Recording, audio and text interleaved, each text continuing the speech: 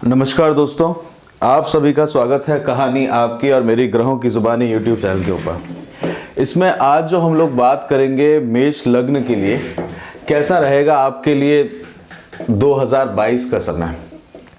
Yearly prediction है।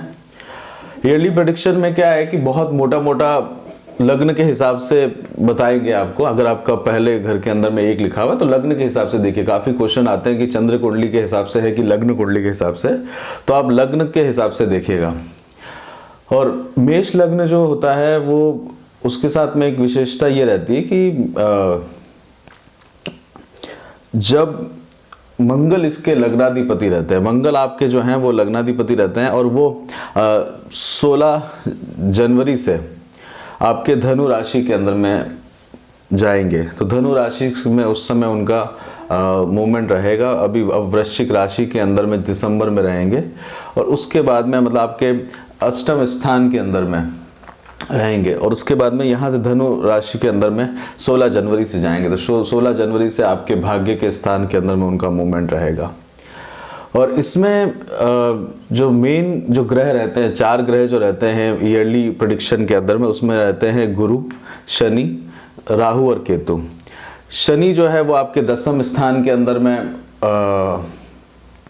बैठे हुए हैं, आपके कर्म स्थान में रहेंगे और शनि का मूवमेंट ऑलमोस्ट कर्म स्थान में ही रहेगा। मतलब बीच में जाएंगे अपनी मूल त्रिकोण राशि 11वें स्थान के अंदर में, वो 29/4 से लेके 11 जुलाई तक वहां पे रहेंगे और दोबारा से वापस आपके कर्म स्थान के अंदर में आ जाएंगे, अपनी ही राशि में आ जाएंगे।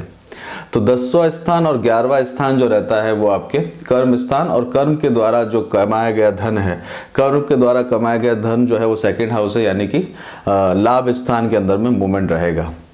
मेष लग्न के साथ में अगर आप देखेंगे तो मेष लग्न अपने आप से, अपने घर से थोड़ा सा दूर जो है वो वहाँ पे जनरली जॉब वगैरह वो करते हैं या जहाँ पे उनका जन्म स्थान होता है वहाँ से दूर किसी स्थान के ऊपर में उनको सक्सेस मिलती है कर्म स्थान के हिसाब से, क्योंकि मंगल जो है वो आपके 10वें स्थान कर्म स्थान के अंदर में उच्च के होते हैं और शत्रु की राशि के अंदर में उच्च के होते हैं, यानी कि शनि और मंगल की बहुत अधिक मित्रता नहीं रहती। पंचम स्थान के अंदर में जो है त्रिकोण जो रहता है आपका, पंचम 5वीं राशि रहती है, यानी कि सूर्य की राशि रहती है। सूर्य की राशि रहने के कारण आपका जो पॉलिटिकल इंटरेस्ट हो गया, आपका जो है आपका ज्ञान के प्रति, विजडम के प्रति जो रहता है, वहाँ पे आप पंचम स्थान के अंदर में आप रहते हैं। और 9वां स्थान जो रहता है गुरु का स्थान रहता है, वो आपकी मूल त्रिकोण राशि है गुरु की, तो वो आपके लिए बहुत महत्वपूर्ण रहती है। और ज्ञान के कारक जो है गुरु, वो आपके 9वें स्थान में आते हैं। इसमें सबसे बड़ा चेंजेस जो होंगे, राहु जो है वो आपके सेकंड हाउस में बैठे हुए अभी चल रहे हैं और वो करीब 11 आप देखेंगे तो 11 अप्रैल तक आपके सेकंड हाउस में रहेंगे। उसके बाद में राहु जो है आपके फर्स्ट हाउस में आ जाएंगे। देखिए सेकंड हाउस में रहते हैं, दूसरा स्थान जो रहता है खान पान का रहता है, आपका वाणी का रहता है, आपके परिवार का रहता है, कुटुंब का रहता है और वहां से वो रेट्रो चलते हुए आपके लग्न के अंदर में आ जाएंगे। लग्न से सारी चीजें देखी जाती है। लग्न के अंदर में राहु का जैसे ग्रह का आना मतलब एक तरह से जिद भी होता है, एक तरह से दृढ़ निश्चय या विल पावर को भी बहुत बढ़ाता है और विल पावर को बढ़ाने के साथ साथ में वहाँ पे वो आपको कार्यों के अंदर में मतलब अपनी इंडिविजुअलिटी के ऊपर में आप उसको कार्य को करने के बारे में इस समय पे सोचेंगे। और राहु जो है 1 2 3 4 5 पंचम दृष्टि से संतान के पक्ष की तरफ देखेंगे, संतान के घर की तरफ देखेंगे। राहु पूरे करीब करीब जो है भरणी नक्षत्र के अंदर में रहेंगे इस साल में। भरणी नक्षत्र जो है वो शुक्र का नक्षत्र है, शुक्र का नक्षत्र है, यमराज से रिलेटेड नक्षत्र है, तो उसके बारे में डिटेल में बाद में देखेंगे। बट राहु जो है पंचम स्थान से पंचम दृष्टि से आपके सूर्य की राशि को देखेंगे, सप्तम दृष्टि से आपके सप्तम भाव को देखेंगे और नवम दृष्टि से आपके भाग्य और वहां पे उनका रहेगा। तो अप्रैल के बाद में अगर आप देखेंगे तो अप्रैल में के बाद में आप जो अपना समय है उसमें आप राहु के और साथ ही साथ में शनि के उपाय अवश्य करेगा, क्योंकि लग्न के अंदर में राहु हैं। राहु अपने आप में फर्स्ट हाउस के अंदर में बैठे हुए हैं, तो इंडिविजुअलिटी के बारे में आप काफ़ी इस समय विचार करेंगे। अपनी लिए आपको काफ़ी ज़्यादा अपने लिए सोचने के बारे में आप सोचेंगे। राहु फर्स्ट हाउस में रहते हैं तो आप अपने जो वैल्यूज़ हैं उनको बहुत ज़्यादा इम्पोर्टेंस देते हैं।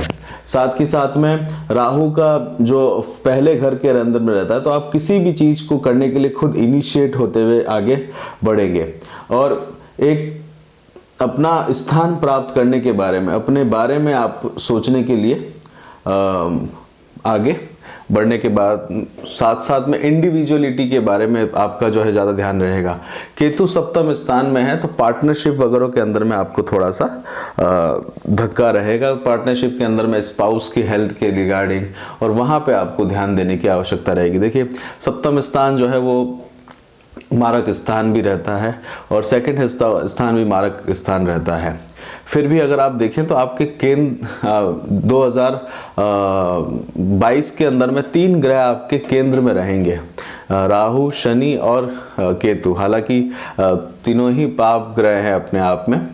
गुरु का मूवमेंट जो रहेगा वो आपके लिए बहुत इम्पोर्टेंट रहेगा। गुरु आपके कुंभ राशि में रहेंगे, आपके लाभ स्थान में रहेंगे, मतलब 12 तारीख तक, 12 अप्रैल तक वो आपके लाभ स्थान में रहेंगे। तो 12 अप्रैल तक लाभ स्थान में रहते हुए आपको अच्छी ग्रोथ इस समय देखने को मिलेगी। लाभेश में देख रहे हैं गुरु की पंचम दृष्टि 1 2 3 4 5, पंचम दृष्टि जो है आपकी कर्म स्थान, आपके साहस के ऊपर है, पराक्रम के स्थान के ऊपर में है और आपके एफर्ट्स के ऊपर में आपको देखेंगे। तो गुरु की पंचम दृष्टि जो रहेगी 20 नवंबर से लेके 12 तारीख तक आप अपने एफर्ट्स करते हुए लाभ प्राप्त करने के बारे में सोचेंगे। गुरु की सप्तम दृष्टि जो है, गुरु की सप्तम दृष्टि जो है संतान के पक्ष के ऊपर में रहेगी।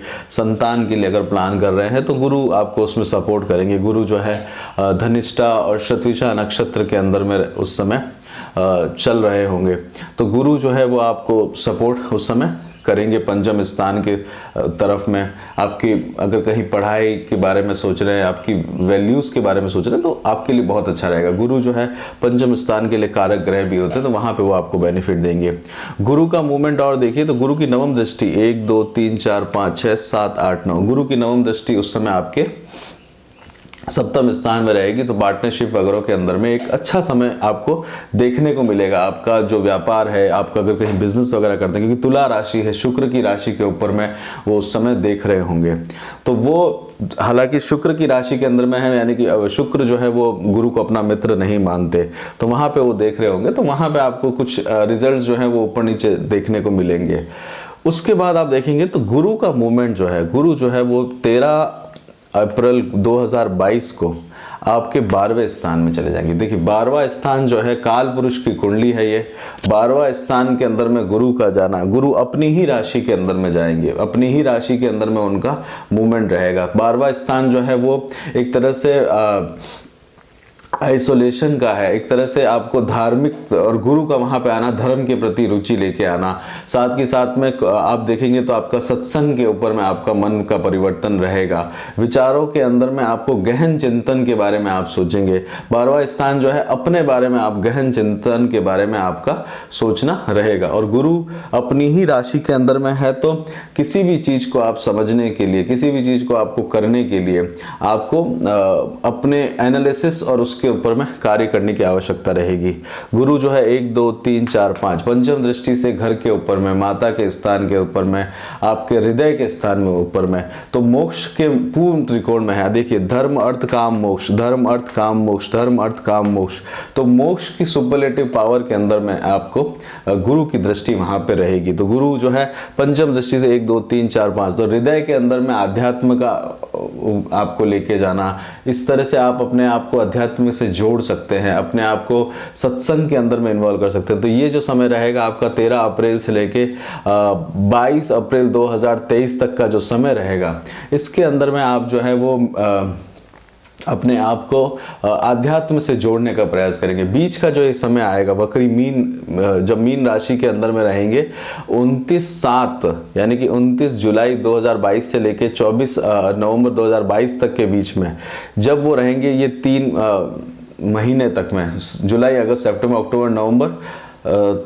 तब आप देख सकते हैं कि ये वक्री अवस्था के अंदर में आपको जो 12वें स्थान के अंदर में गुरु जब वक्री हो जाते हैं तो उनका चेष्टा बल बहुत अधिक बढ़ जाएगा। चेष्टा बल बढ़ जाने के कारण वो शुक्र के जैसा व्यवहार करते हैं। शुक्र के जैसे 12वां स्थान जो है वो बेडरूम से रिलेटेड भी रहता है और उस समय में आपको थोड़ा सा ध्यान देना होगा। आपकी आध्यात्मिक प्रगति के लिए वो उस समय जो है आपको सावधान रहने की ज़रूरत है। जब वो वक्री अवस्था में रहेंगे, आप अगर सत्संग वगैरह कराना चाहें या अभी इस साल के शुरुआत में कोई इस तरह का प्लान करना चाहें तो इस समय में आप कुछ रखेंगे तो वो आपके लिए आध्यात्म में रहेगा। कोशिश करिएगा बहुत ज़्यादा जनों से ना मिले उस समय में और अपने आपको जो आपने 13 अप्रैल के बाद में अपनी आध्यात्मिक ग्रोथ के लिए, अपने आइसोलेशन के लिए किया है उसको ज़रूर करिएगा। देखिए अपनी ही राशि के अंदर में है, 12वीं राशि के अंदर में शनि का मूवमेंट आप देखेंगे तो शनि की तृतीय दृष्टि रहेगी, 1 2 तीसरी दृष्टि रहेगी अप्रैल के अंदर, क्योंकि शनि जो है 28 तारीख को तो कम से कम शनि जो है वहाँ पे रहेंगे। उसके बाद में 29 तारीख को वो कुंभ राशि में आ जाएंगे। तो 29 तारीख से रह के 1 2 3 लग्न के ऊपर रहेगी। शनि की दृष्टि राहु के ऊपर में दृष्टि रहेगी। तो अप्रैल का महीना काफ़ी बड़ा चेंजेस लेके आएगा। तो शनि आपके अपने मूल त्रिकोण राशि में रहेंगे, उस समय लाभ आपको दिखेंगे। अप्रैल का महीना जो रहेगा उसमें आपको लाभ प्राप्त कराते रहेंगे। मित्रों के साथ में आपको जो है थोड़ा सा आपको वहाँ पे जिम्मेदारी जो है वहाँ पे वो देने का कोशिश करेंगे। साथ के साथ में शनि की सप्तम दृष्टि जो है वो संतान के पक्ष के ऊपर में रहेगी। तो संतान के लिए आपको जो है वो संतान के लिए कार्य करने के लिए, संतान को स्टैब्लिश करने के लिए, क्योंकि शनि जो है वो धनिष्ठा नक्षत्र के अंदर में जाएंगे। मतलब शनि जो है 2 नक्षत्रों के अंदर में मूवमेंट उनका रहेगा, एक तो श्रवण नक्षत्र के अंदर में और एक वो धनिष्ठा नक्षत्र। तो 2 नक्षत्र इसको कहा जाएगा, 2 नक्षत्रीय मूवमेंट इसको शनि का कहा जाएगा, श्रवण और धनिष्ठा। श्रवण नक्षत्र जो है वो भगवान उसके जो आदि देव हैं, श्रवण नक्षत्र विष्णु से रिलेटेड है, प्रिजर्वेंस से रिलेटेड है। और यहीं पे आप देखेंगे कि शनि जो है वो धनिष्ठा नक्षत्र में जाएंगे जो कि वसु से रिलेटेड है और मंगल से रिलेटेड है। तो अपने आपके लग्नाधिपति के नक्षत्र के यानी कि धनिष्ठा नक्षत्र में जाएंगे। हालांकि उनका अपने उससे कोई ज़्यादा अधिक मित्रता नहीं है। शनि का धनिष्ठा नक्षत्र में जाना, अगर विवाह के बारे में सोच रहे हैं या विवाह के बारे में प्लान कर रहे हैं तो वो लेट करता है, क्योंकि मंगल जो है उनके नक्षत्र के अंदर में शनि का जाना और अपने आप में धनिष्ठा नक्षत्र का देखा गया है कि वो बहुत शादी के अंदर में, विवाह के अंदर में डिले प्रोसेस करता है। शनि जब आपके लग्न आपके 11वें स्थान में होंगे तो 1 2 3 तीसरी दृष्टि से लग्न को देख रहे होंगे, 1 2 3 4 5 6 7 सप्तम दृष्टि से आपके पंचम स्थान को देख रहे होंगे, सूर्य की राशि को देख रहे होंगे। सूर्य से अधिक उनकी मित्रता नहीं रहती है, तो उस राशि को देख रहे होंगे। साथ के साथ में दसवीं दृष्टि से 1 2 3 4 5 6 7 8 9 10 दसवीं दृष्टि से स्पाउस के ऊपर में वहाँ पे दृष्टि दिए हुए होंगे। तो वहाँ पे उनका स्पाउस का हेल्थ के रिगार्डिंग, स्पाउस की टेक केयर करने का साल रहेगा ये बेसिकली आपका। अगर आपकी पार्टनरशिप है उसके लिए आपको ध्यान देने की आवश्यकता यहाँ पे रहने वाली है। इसमें शनि जो है वो वक्री होंगे 5 जून से लेके 22 अक्टूबर तक के बीच में। तो शनि का जो वक्रत्व अवस्था रहेगी वो बीच में रहेगी। शनि जब वक्री हो जाएंगे तो उनका चेष्टा बल भी जो बहुत अधिक वहाँ पे आप बढ़ते हुए देखेंगे, तो उनका बल वहाँ पे बढ़ जाएगा। और मकर राशि, वो फिर कुंभ राशि से मकर राशि की तरफ में उनका मूवमेंट होगा, मतलब वो दोबारा से कुंभ राशि से मकर राशि की तरफ में आ जाएंगे। तो मकर राशि के अंदर में ही उनका काफ़ी समय वहाँ पे रहने वाला है शनि का। तो शनि कर्म स्थान पे जो दबाव बनाए हुए हैं वो वहाँ पे कंटिन्यू बनाए रहेंगे।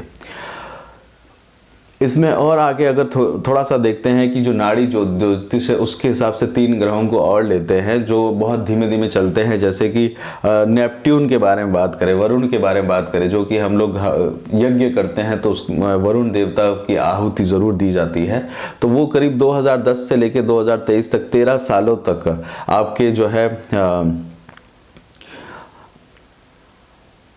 लाभ स्थान के अंदर में आए हुए हैं। वरुण देवता, ये जो नेपट्टून जिसे कहा जाता है, वो एक तरह से आपके सपनों के लिए होता है। आप अपने सपनों के लिए इस समय काम करते हैं बेसिकली। और ये 2010 से लेकर 2013 तक का जो समय है वो आपके लिए अपने आप में आपके सपनों को, कार्य को करने के लिए प्रमोट करता है। आप उनके पीछे रहेंगे। मित्रों के अंदर में आपका समय रहेगा। और नेपट्टून वरुण देवताओं से रिलेटेड रहते हैं। नेपट्टून का जो सबसे अधिक विशेषता रहती है कि उनका सिग्निफिकेंस रहता है, नेपट्टून कई बार डिसऑनेस्टी भी लेके आते हैं। एक तरह से नेपट्टून जो है अपने आप में अपने मित्रों से जो है डिसऑनेस्टी का आपको समय देखने को मिलेगा। नेपट्टून की जो राशि है, यानी कि वरुण जो देवताओं की जो राशि है वो मीन राशि रहती है। तो मीन राशि की तरफ में उनका मूवमेंट होगा 2023 के बाद में, अपनी ही राशि के अंदर में उनका मूवमेंट होगा। बट उससे पहले जो है वो अपनी ही राशि के अंदर में शनि की राशि के अंदर में बैठे रहेंगे। और शनि की राशि के अंदर में आपको एक तरह से स्पिरिचुअल ग्रोथ को लेके जाते हैं। तो आप देखेंगे 2010 से 2023 तक के अंदर में एक स्पिरिचुअल ग्रोथ के अंदर में आपको आपका जो है ध्यान आपको केंद्रित करते हुए उनका रहेगा। 11वें स्थान के अंदर में है। 11वें स्थान के अंदर में एक तरह से देखा जाए तो वहाँ पे इनिशिएट करना आपको लेके जाएगा। तो ये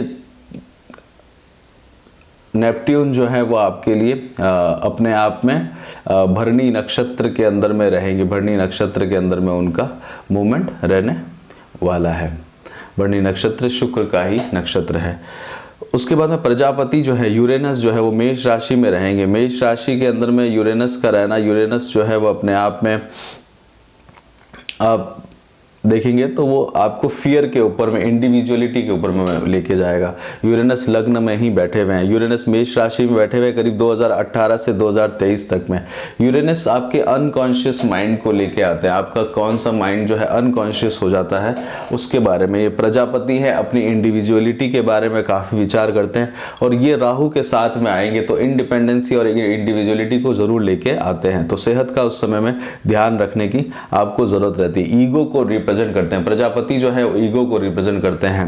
और गीता के पाठ के अंदर में भगवान कृष्ण ने प्रजापति के बारे में भी लिखा है। तो और इसके अंदर में जो रहता है 2 पोल्स बने रहते हैं यूरेनस के अंदर में, नॉर्थ पोल के 2 और 2 ही साउथ पोल के। तो इसका इलेक्ट्रोमैग्नेटिक फील्ड भी बहुत ज़्यादा रहता है।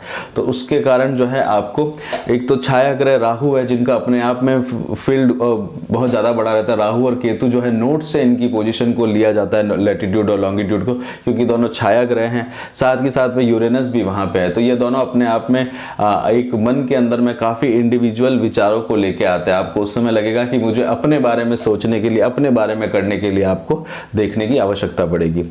प्लूटो का आप देखिए, प्लूटो अपने जनवरी 2020 से आपके 10वें स्थान में आए हैं, शनि की राशि में आए हैं। प्लूटो जो है यमराज को रिप्रेजेंट करते हैं। यम से रिलेशन है उनका, डिस्ट्रक्शन से रिलेटेड है। वृश्चिक राशि उनका अपना घर रहता है, मृत्यु के देवता हैं। और वो अपने भाई की राशि में ही आए थे, तो 2 जनवरी से लेके और 2040 तक वहाँ पे रहने वाले हैं प्लूटो। तो मकर राशि के अंदर में प्लूटो का जो है 20 साल का मूवमेंट ये रहने वाला है। यमराज हैं, यम के देवता हैं और अपने आप में उनका कार्य भी जो है वो जीवन के अंदर में मेंटेन करना है। इसमें आप देखिए तो नई नई तरह की बीमारियां जो है वो क्रिएट वो करते हैं। और 10वें स्थान के अंदर में है, शनि के साथ में है। तो यमराज के ही बड़े यानी कि यम जो हैं और शनि जो है वो आपस में भाई हैं। तो पूरा डिस्ट्रक्शन जो है वो क्रिएट करे रहते हैं। और अभी जो आप स्थिति देखेंगे तो शनि और प्लूटो दोनों 7-10वें स्थान के अंदर में रहने वाले हैं, कर्म स्थान में। तो अभी कर्म करने का है और उनका जो कर्म है वो वैसा ही कर्म करेंगे। वो वैसा कर्म करेंगे यानी कि वो आपके लिए उनका अगर काम है लोगों के प्राण छीनना तो वो वही कार्य करते हुए रहेंगे। ये काल पुरुष की कुंडली के अंदर में है। इसमें मंगल के मूवमेंट से हम लोग बात करते हैं। मंगल जो है वो आपके 16 तारीख को, आपके 16 जनवरी को आपके धनु राशि के अंदर में रहेंगे। यहाँ पे आपको यात्राओं के लिए समय मिलेगा, यात्राओं के लिए देखेंगे और आप अपना आगे का समय बढ़ाएंगे। साथ ही साथ में आपका भाग्य का सपोर्ट भी आपको देखने को मिलेगा। मकर राशि के अंदर में मंगल का मूवमेंट होगा 26 में। ये समय आपके लिए अच्छा रहेगा क्योंकि 10वें स्थान में मंगल जो है वो दिग्बल उनको प्राप्त होता है। अपने ही राशि में है, शत्रु राशि में रहेंगे। उस समय में आप जो है अपने आप को ग्रोथ होते हुए देखेंगे फरवरी के समय में। उसके बाद में 7 अप्रैल को आप देखेंगे तो आपके कुंभ राशि में जाएंगे जाएंगे, वहाँ पे आपको लाभ प्राप्त कराने का करेंगे कोशिश, मित्रों के साथ में आपको इन्वॉल्व करते हुए आपको आगे बढ़ाने के बारे में देखेंगे। मीन राशि के अंदर में 17 मई को वो जाएंगे।